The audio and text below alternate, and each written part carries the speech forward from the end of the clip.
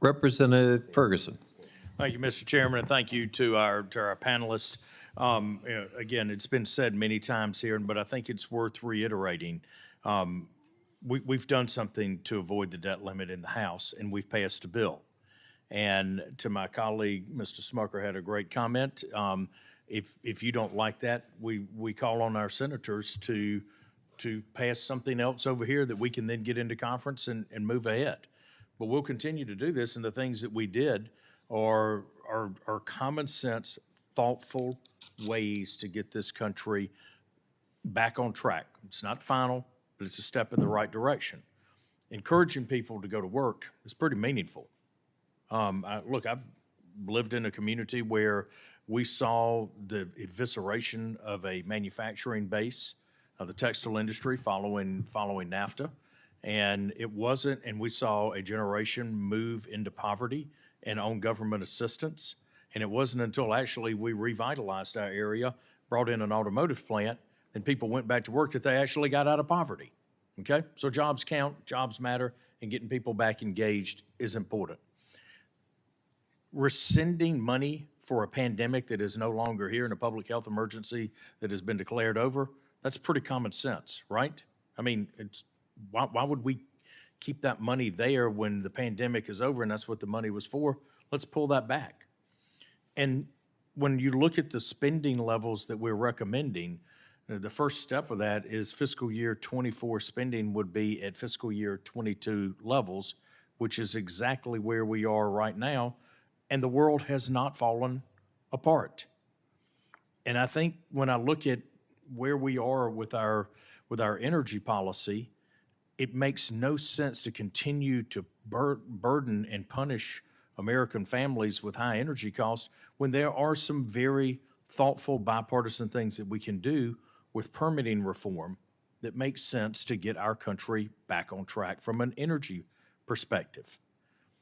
And then, when I look at those things, these are things that make sense to Americans. And by the way, putting in something like the RAINS Act, which simply says that if an agency puts in a regulation that has more than $100 million impact on the economy, we should have a say in that. It's pretty common sense stuff. These aren't draconian cuts. This isn't crazy stuff that folks have been talking about. But I think that the House plan is something that, again, to my colleagues on the Senate side, please send us something else. If you don't like that, sitting there saying a clean debt limit, if you can pass that, pass it. We'll have a discussion about it. But make no mistake, House Republicans have voted to raise the debt ceiling. We're just simply waiting on the rest of Washington to catch up with us. Mr. Mulvaney, we've heard a lot about raising revenue. One of the proposals in the president's budget, President Biden's budget, is to raise the corporate tax rate from 21 to 28%. How much revenue would that raise over a 10-year period? I have no idea. My guess is probably zero. Okay. Dr. Edelberg, real quickly, you got a number of how much money that would raise, going from 21 to 28% over a decade? Is that $100 billion? Is that $1 trillion, 1.2 trillion? I don't have the number with me, but there are certainly estimates out there.